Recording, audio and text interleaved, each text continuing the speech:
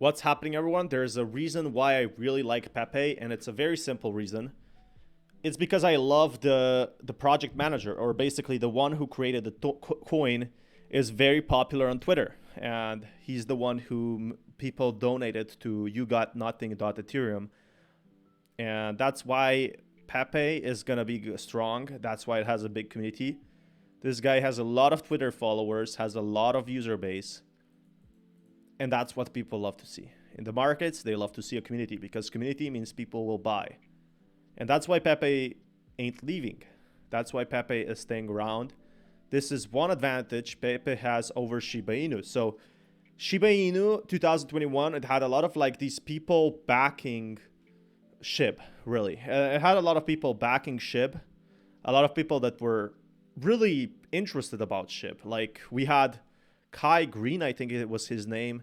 He was basically a content creator for a gym, for fitness.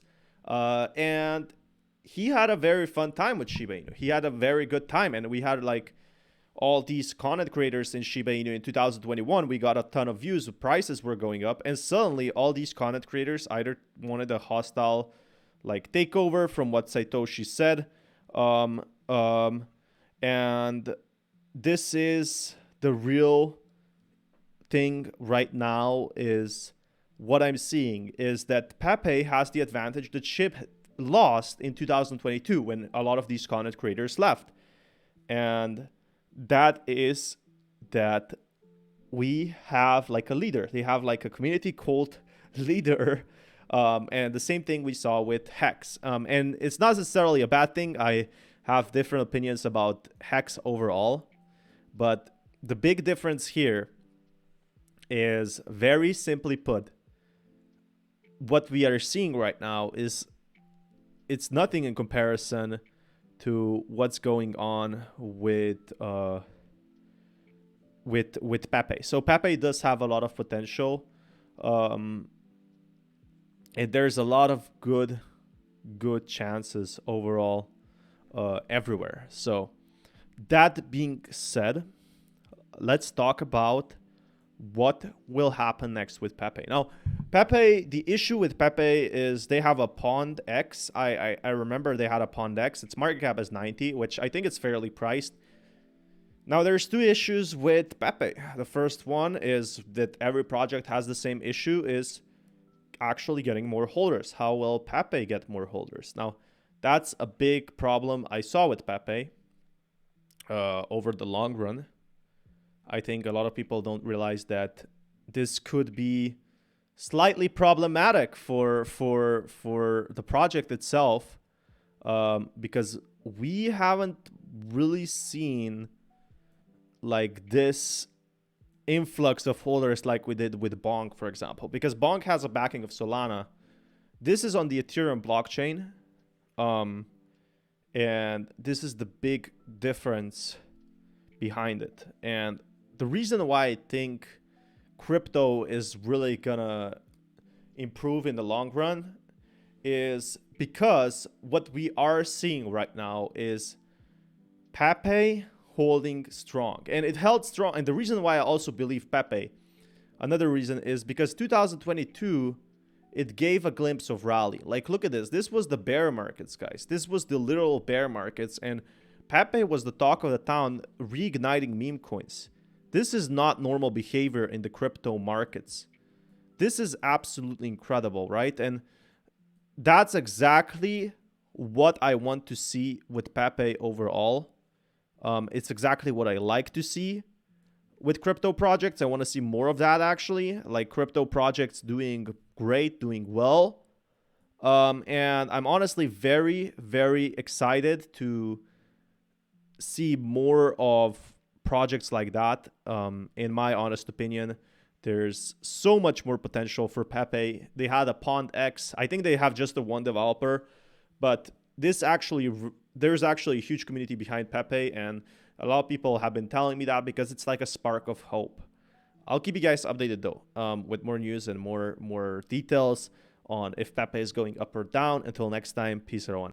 Hey everyone, welcome back to another video. Let's talk this time about OKB, or the OKX token, and the reason why it's growing so much. So Something funny I found here is most exchanges don't list this token, only the OKX swap. And why I'm really, well, bullish why this token is number 27 and why exactly it's going up. And for a very simple reason. It started in 2019 at $1.36, and a lot of big traders, especially from Asian regions, from what I understood, actually use the OKX token itself. So that's a big difference I'm seeing right now with this, that there's a lot of traders overall that like to see that like to see the token do well, that like to see the token perform well. And I'm very excited. I'm very excited for OKX. But the reason why it's pumping so much is because a lot of these exchanges, they have been growing overall. They have been growing overall, and not only being an exchange, not only being like, these tokens used to be only for traders, but now they're becoming like to hold the tokens just like BNB for the project itself. And that's where I find the big difference with these coins, really, that there's a lot of opportunity. So what I see with the project itself is that there is much more potential in terms of projects and being on these exchanges. Really, while it's only tradable on OKX, there's a lot of traders that use the OKX platform. So what I'm excited about, for example, is OKX potential future. Now that's one awesome thing, you know. But the other thing I'm excited about is that OKX is really here to stay, because after FTX went down, people were actually flocking to the OKX one, and that's pretty cool to me. You know, I like to see that.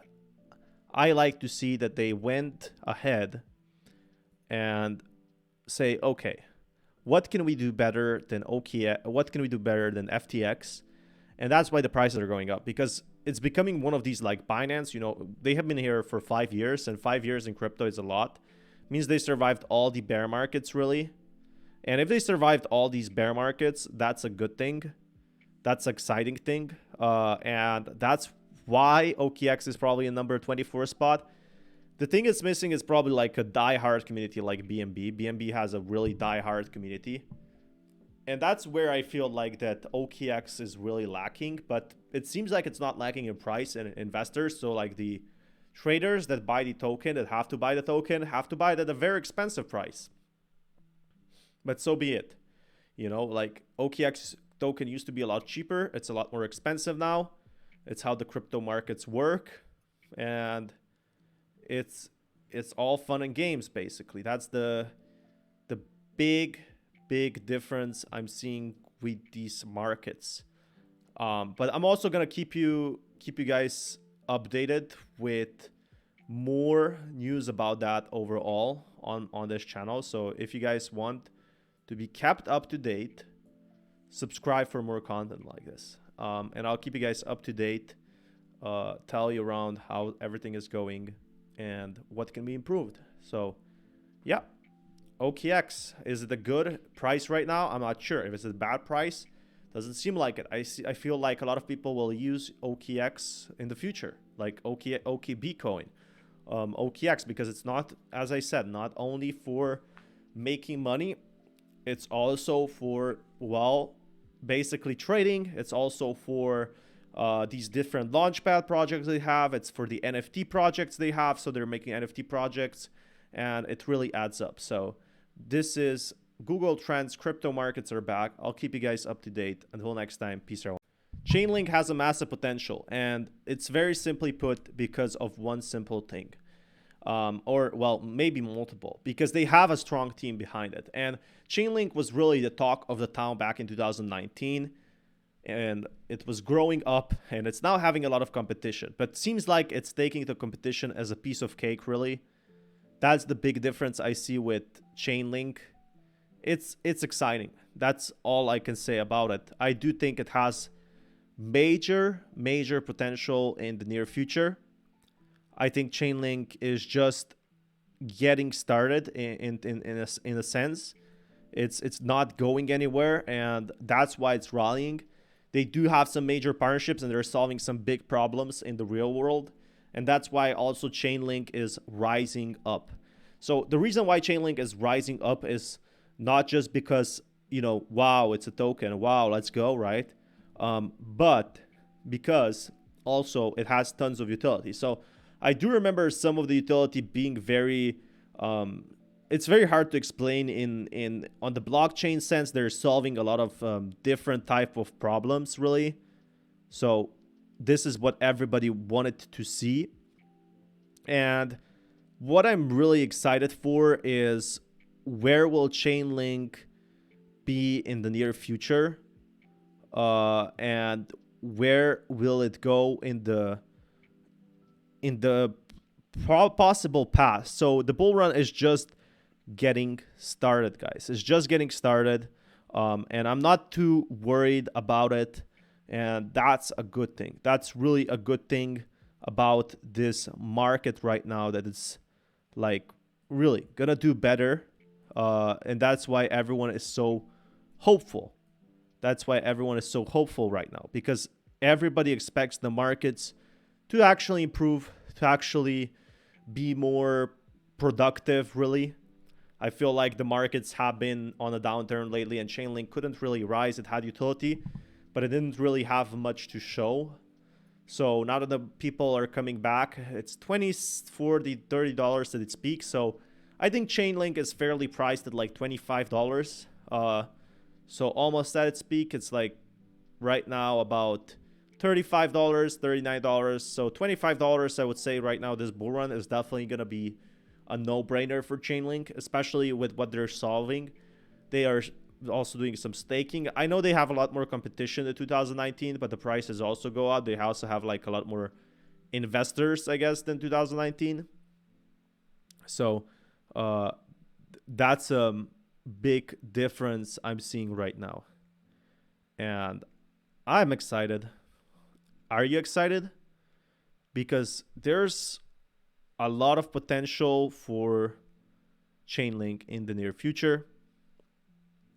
And there is so many more different actual components to this. Like, I do think Chainlink is doing something that other projects are not doing, for example. Now, don't think people realize that this is to me is completely insane what Chainlink has been up to in the last few days. It's absolutely incredible, and it's absolutely gorgeous to see Chainlink perform so well.